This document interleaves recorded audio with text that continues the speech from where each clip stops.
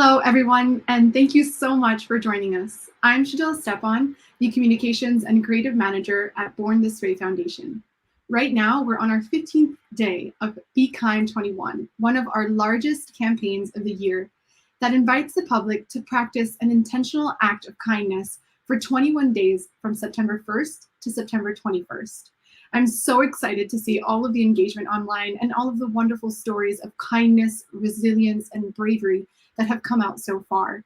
And I'm also equally as excited to share that as of today, we have over 20,000 signups, over 6 million participants, and that means that we have over 142 million pledged acts of kindness. I cannot describe how absolutely wonderful that is, and I'm sure that you all know as our community members here at Born This Way Foundation, and of course, Giving Tuesday. Today, I'm joined by 3 wonderful kindness ambassadors for a conversation focused on how we can all build a kinder and braver world, and by starting with our communities. Please join me in welcoming our guests as they introduce themselves, their pronouns, and share about an act of kindness they've witnessed or received over the past few months that has had a significant impact in their day. And I'll kick it over to Joe to start us off.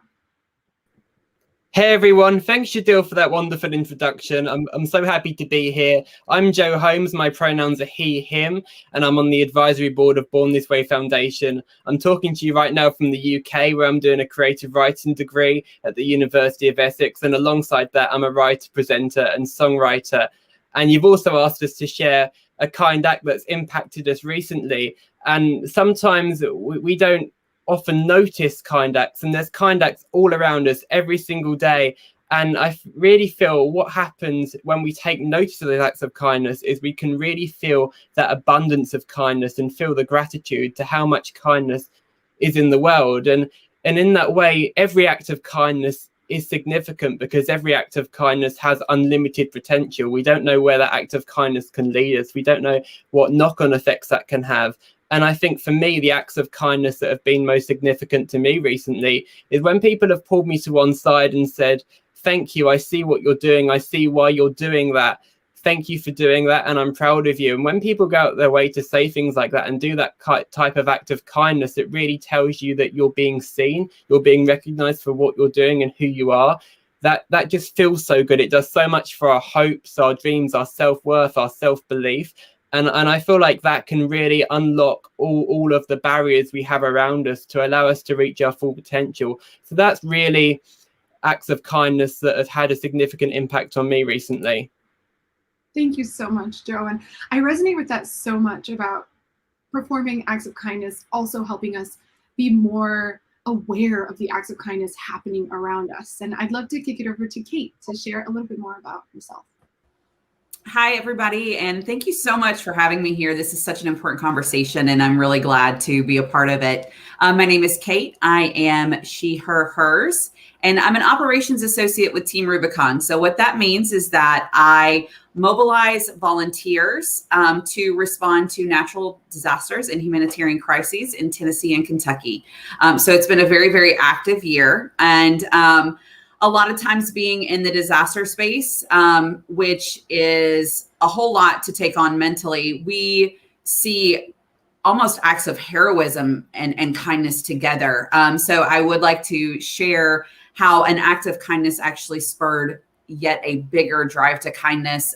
We recently responded to Waverly, Tennessee, where there was some catastrophic flooding, and most of the community was affected, but there was a homeowner who was not affected by the floods, who basically started feeding people from their own kitchen. And they set up a table in the front of their house and had a sign written on a poster board that just said, "Free food, come eat." And there were folks that were stopping by, but there were so many people who lost their cars and they didn't have a way to kind of get to this food source. And this is within hours after the disaster. And so what happened was that a group of neighbors actually got together. They packaged up a bunch of meals that this homeowner had made for others out of their own, out of their own kindness, and packaged those meals up and started carrying them to people. So I guess the biggest thing that I learned out of that whole experience and getting to witness and actually jump in and be a part of that was that when somebody, kindness is contagious. And so when you see others that are doing something kind, it inspires us to be kind as well. So I would just encourage everybody, as you see, somebody doing something nice, pitch in and be part of that. And I'm glad to continue this discussion with you guys. Thank you so much. Thank you. And we're excited to dive into this conversation together. And before we do, I'd love to kick it over to Kathleen to introduce herself. Oh, Kathleen, I think you're on mute. Every single time, right? We were just talking about this every single time. I'm Kat. It's such a pleasure to be with you all today. I cannot thank you enough for having me. My pronouns are she, her, hers, and I am the Director of Digital Strategy for Giving Tuesday. It was almost 9 years ago that Giving Tuesday was among some of the very first viral social media hashtags. So it's starting back in 2012. And this past year, everyday givers, we watched them contribute almost $2.5 billion in 24 hours to nonprofits, to community organizations. People did millions of acts of kindness, smashing records, inspiring others, just like what Kate said, because generosity is contagious and this kindness is contagious. And when we share that, we inspire millions of people to use those devices in their pockets to act toward with kindness toward other people. And together we can build the world that we want to see if we keep on doing that. So I'm excited to keep having this conversation with you all today. An act of kindness that has personally impacted me. I agree with what Joe said. I tend to notice the seemingly small acts, the things that may not really seem like they're all that big a deal. So for me, it's something like getting a FaceTime from somebody that I haven't talked to in a long while because they noticed that I posted something on social media and just took that extra effort to go say hello, or getting an unexpected gift in the mail for no reason. Those are the things that matter to me, and I think matter to the world in general. They certainly do. And thank you so much for sharing more about Giving Tuesday. We know that for the reasons that you've shared, it is much more than a one-day fundraiser. It is a community building opportunity. It is so many things to so many of us. And it has become a movement that has ignited the idea of radical generosity around the world, the globe, with the events of this past year and a half just propelling us all to tap into a deeper sense of community and urgency, of course. And I'd love to know how someone through your platform can share kindness with their community. And what are some examples of service that you've witnessed through Giving Tuesday? So like you just said, Giving Tuesday has become known for our annual celebration that happens. It's Black Friday, Cyber Monday, Giving Tuesday, this reclaiming the holiday season from consumerism. But really, we're a year-round global social movement that uses the power of generosity and encourages people to use their individual power of radical generosity to create a better world. So it's so much bigger than just one day. It's about how do we change society's behavior, individuals' behavior to be more pro-social, so that people wake up in the morning and think, what is it that I'm going to contribute to my community today? What does it look like if we create a world that's more inclined toward radical generosity? And what we mean by that is this notion that someone else's suffering should be intolerable to us as our own individual suffering. And that's more important now than it has absolutely ever been before. I don't think humanity has ever been in this situation before. Our society is very centered on the self right now, right? What's in it for me? Very individualistic. But if we can start to change that thinking into what's best for my community, we believe that that's the path forward toward collectively creating the world that I think we all want to live in, Generosity shows up in 1,000 different ways. It's not just donating dollars to nonprofits, as all of you know. It's the kindness that this kind of kindness shows up in the Giving Tuesday movement a lot. It's everyone has something that they're able to contribute, and no act of kindness is small. So it matters no matter what it is that you do. We'll see things on Giving Tuesday from teenagers volunteering to shovel snow for their neighbors or rake leaves, depending on where they are in the world. The Giving Tuesday military chapter of ours, they're amazing. Their entire movement is based on acts of kindness. They're military spouses all around the world who do flash mobs of kindness on Giving Tuesday. And one of the things that one of their leaders did last year was leave quarters at the laundromat at the base so that the next person in line could do their laundry. Someone else left potted plants on every porch in their entire base. Just such thoughtfulness. It's amazing. It's truly humbling to be the person who's in charge of the social media over here, because I get to see absolutely all of it, and it really is truly humbling. Thank you so much. That's some of what we see at the foundation as well. Our colleague Josh Holland here at the foundation, who's helped create the graphics for Be Kind 21 and put all of these beautiful graphics and messages that you all see on Born This Way Foundation's page. He's helped compile all of the different acts of kindness that we've seen thus far through Be Kind 21, inclusive of the Giving Tuesday community. And we are just in absolute awe of the different ways in which we can all find the opportunity to be intentional about the acts of kindness. And actually, one person that I follow closely is Joe. Joe, I love your posts and the ways in which you share the story of Be Kind 21 through your acts of kindness on your Instagram account and on all of your other platforms. It's really been a source of inspiration for me. There are days in the past 15 and beyond where I have felt like just extremely overwhelmed with what's happening in the world. And I look to pages like yours and those of other individuals, like even Born This Way Foundation, of course, and Channel Kindness as a source of inspiration. I've seen you share your daily posts and specifically I loved how you highlighted intentional acts of kindness. It's not that we aren't kind every day in different ways. It's something that we're hoping to build a habit of and that becomes second nature truly for all of us.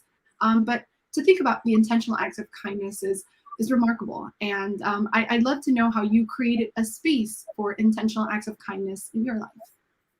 I really love your comments, and I so appreciate your appreciation, because that means a lot to me. Because obviously posting daily, sometimes people don't like that. Sometimes people think that's a lot. So I'm really glad you see that as a positive thing, because however people see, so many posts, I just want to say, it can't be wrong if it's a positive act that has a positive impact. It can only be positive. And so I think you really raise an important point about creating space and creating that space to do that. And I feel like with kind acts, we do so many kind acts every day, as you say, and it's really about noticing them and making them intentional. Once we notice them, we're aware that we do them anyway. And then we take this potential kind act and we look to the future and we look, okay, how can I intentionally repeat that? And once you do it once, you realize that I can do that kind act. It wasn't as difficult as I ever thought it would be. And you look at that kind act and you can repeat it. You can do it again. So with me, with posting, it hasn't actually been about posting more, because I posted a lot anyway. It's about redirecting, and it's about being aware, and it's about being intentional. So I suppose those daily posts were more work because I put more thought process into it and more intent behind it. And I think that can only be a good thing, because we have social media, which is this big negative space, and we can inject that with kindness to make it such a more positive space. So I'm just loving the Be Kind 21 campaign. I'm loving seeing all the kind posts, and as you say, the graphics are beautiful. It really helped create that vision environment, and seeing other people share that, it just really lifts me up. And I feel like for every intentional act of kindness I've done and shared, there's been more I've done privately that have helped me and people around me that I haven't shared. And so when we take note of the real potential kindness has and how we do it anyway, it's just about making it intentional. And it's such an important point to clarify that with Be Kind 21, it's not about necessarily doing more kindness. It's not creating more space to do more kindness. It's about making those acts of kindness intentional, because all of that will come later. Thank you so much, Joe. That is such an excellent point.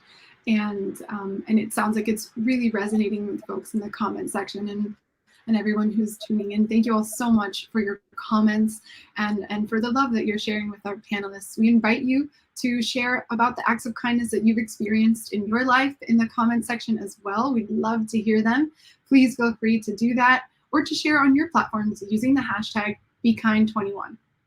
And I'd love to shift to Kate. Kate, first and foremost, thank you so much for your service and for the invaluable role that you play lifting communities affected by disaster relief through your work at Team Rubicon. We know that the world in so many different areas of the world is experiencing, that people in so many different areas of the world are experiencing a great hardship due to disasters happening in different spaces. And we know that those disasters can trigger a deep sense of vulnerability in the face of sudden and profound loss. And we can all experience grief and disorientation and disbelief even weighing extremely heavy.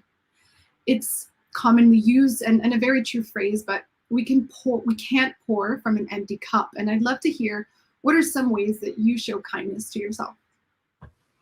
Thank you so much for bringing to light, what we do. And really, when we talk about, especially the last 15 months, when we look at not only how many disasters that have happened with hurricanes and tornadoes and flooding and all of those things, but we look at the pandemic and we look at how that's taken an emotional toll on people.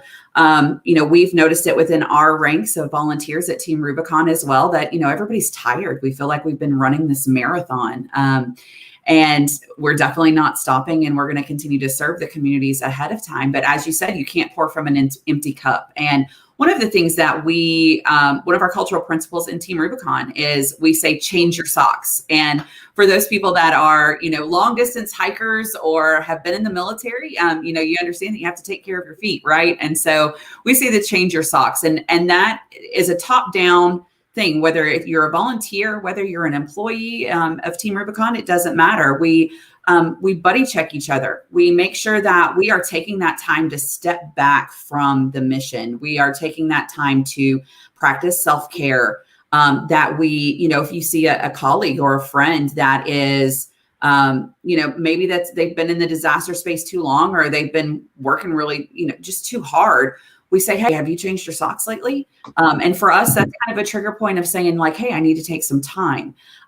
For me, it can be anything, taking some time off, taking a couple of days and unplugging. And that means, for me, I try to get out in nature. I love hiking. I love kayaking.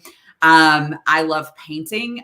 You guys can see the artwork behind me. I can't take claim for that. That would be my 8-year-old son. But just those things, putting in some music into my headphones and just taking some time to step away from all of the negativity in the world and all of the harsh reality that comes after a disaster or a humanitarian crisis. So really just try to unplug, to take a few minutes. It can be, a half hour, or it could be 2 or 3 days, and just unplug, reset, remember why you're here and what you're doing to make the world a better place. It doesn't have to be disaster response. It could be anything, but to understand why you're doing what you're doing and then re-engage when you're ready.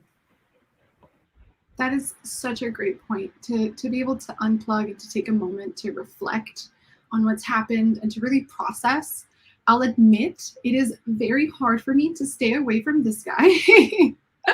It can be so difficult to stay away from our phones and to keep those notifications off, even when you're on vacation, for example, or decide to take those mental health days. Pausing that inbox and really taking the time to step away, truly step away from the devices that keep us so plugged in is incredibly important, and something that, like, it is an act of kindness. It's a form of self-care, and it's something that takes a lot of practice. I'll admit I'm not perfect, and I invite any of our other panelists to comment, but it can be difficult, not impossible. And with practice, we can all get there to a point where we can step away and we can reflect and take that time to rest and restore. And so I'd love to ask all of you on that same note, thinking about the compassion fatigue and really the amount of information that we're all exposed to on the daily. I'd love to hear, at the foundation, we know that kindness and mental health are inextricably linked. That compassion fatigue, as I shared, can be a serious occupational hazard, essentially, for those in any kind of helping profession. And with the majority of those in the field reporting experiencing at least some degree of it in their lives. I'd love to hear from all of you, and we can start with Kathleen. What are some resources or acts of kindness you turn to for support, or that you recommend for others? I'm with Kate. I mean, everybody's tired. We need to take a step back, and whether that's taking breaks, turning the phone notifications off. I am by no means good at it at all, and I need to get better at it. I'm really bad at it. But I think it's making commitments that are relative to your capacity.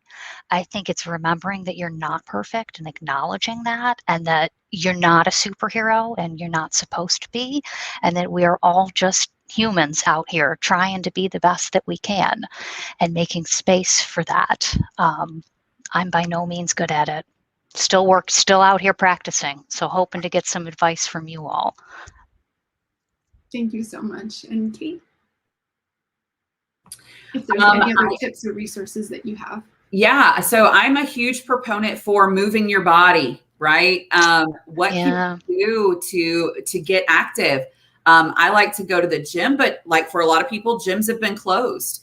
So we have the wonderful resource of being outside and being in nature, and really taking time to notice things that you don't normally notice, right? Flowers that are growing on the side of the road, a beautiful sunset or sunrise, depending on the time of day. And sometimes it looks like right now, where you probably can't see, but it's raining like crazy in my backyard. So, putting in my headphones and having a dance party, just moving my body and helping to get that energy out, or to get whatever I'm feeling out, and allowing some time to clear my headspace again. And I'm also a huge proponent of counseling. There are a lot of great online resources for those that can't, get out for whatever reason, that provide that opportunity to just talk to somebody. And I think that that's very important as well. Thank you so much, Kate. And Joe? Yeah, I love what Kathleen said when she openly admitted that it's hard to deal with, and as Kate said, talking to people can really help, and really admitting that it's hard to deal with is how you move forward. If you don't admit that it's something difficult, then it's really difficult to solve that problem. And I think with fatigue from all things, we have such a consumption of information, whether it's things that we're passionate about and trying to achieve in our own right, or whether it's external sources coming at us at the same time. What I really like to do is just go for a walk outside, get some exercise, and for me, when I need to really wind down, it's not sometimes hardcore exercise. It's just going for a walk, listening to music, with my dog, or just lying around at home and having small talk with my family. And something that really helped me is my friend Charlene Anders. I'm seeing her in the comment. We work for a book called The Artist's Way together, and in that they've got something called the Reading Deprivation. And what you do for a week is you cut off all external sources of information that aren't necessary. So you say no to watching TV, no to reading extra books, you block your social media or delete the app, and just have a week where you have just an absence of all of that external information. You just listen to yourself, listen to your core, listen to your inside, whatever you want to call it. You just pay attention to what your body and what your mind is telling you. And me and Charlene, when she said, right, for this bit, you've just got to delete social media for a week, I was like, I can't do that. And trust me, you can do it. You can do it. They've done it before, and you can do it again. And so with me, it's about learning when to switch off, and knowing that switching off is perfectly okay. And it's perfectly okay to admit that it's not easy to do. And as Kate says, talking to someone goes a really long way.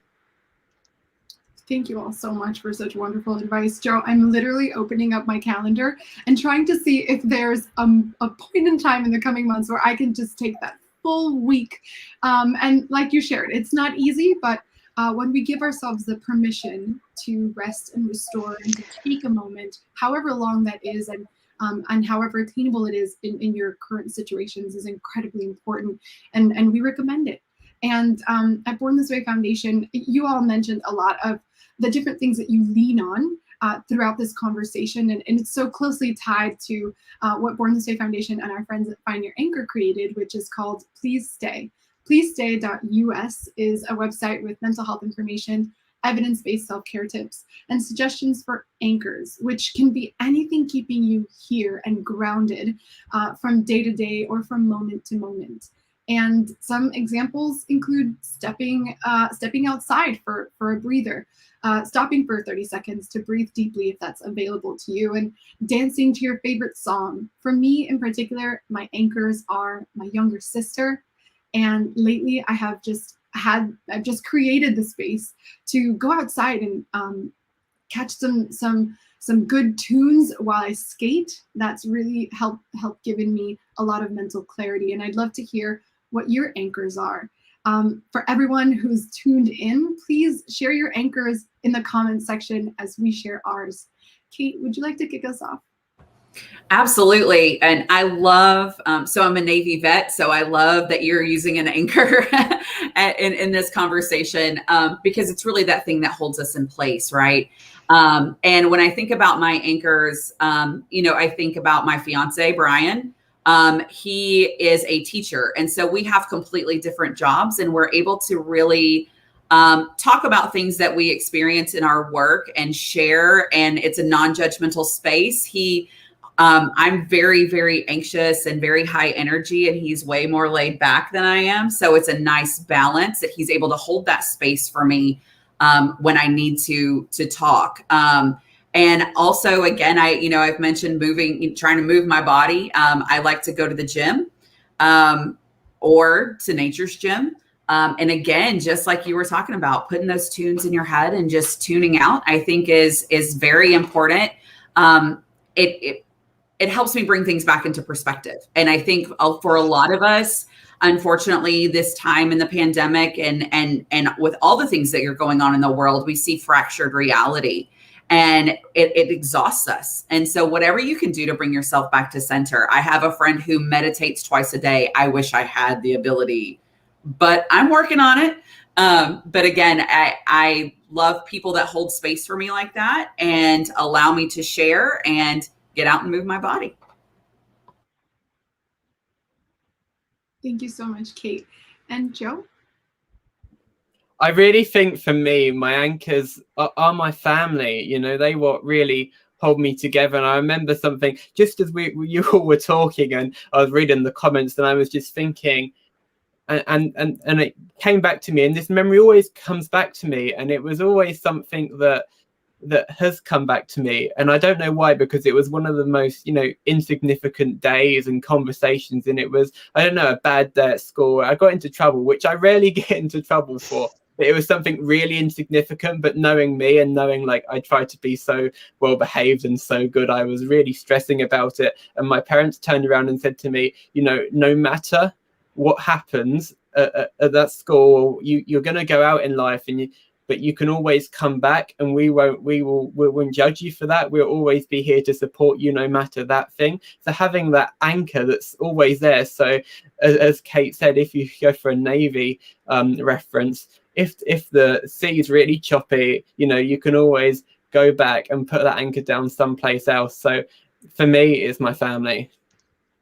That's such a wonderful visualization. Thank you so much. I love that analogy. And I'd love to invite Kate to share her anchors as well.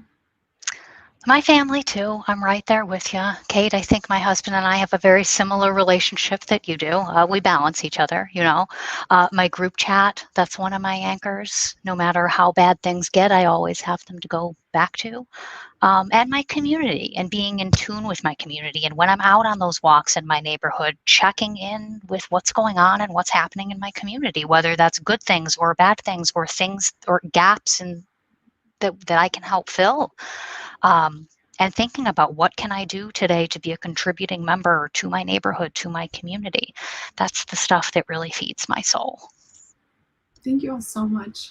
It sounds like family family that we are assigned to at birth and that we are blessed to have, and also the blessings of the families that we create for ourselves are incredibly grounding. And I love all of your responses. Thank you so much. And to everyone who's sharing in the comment section, keep them coming. We are so grateful for you all sharing your anchors. And to wrap up, I'd love to just share that we want everyone to know that it's okay to not be okay. As our panelists have shared, there are moments where the seas can be choppy, but we can all hold each other together, being there for one another, and recognizing that we all deserve the breaks and the opportunities to rest and restore is incredibly important. And so we invite you to join us for Be Kind 21. Pledge to perform an act of kindness to yourself or to someone else. And you can do so by visiting the link below. It always feels really cool to say the link below, like a YouTuber, or join us in checking out other acts of kindness using the hashtag BeKind21. And I want to thank everyone again for joining us. Thank you to Kate, to Kathleen, and to Joe for sharing and for inviting us to learn just a little bit more about yourselves and the wonderful work that you all do. Thank you. Goodbye, everyone.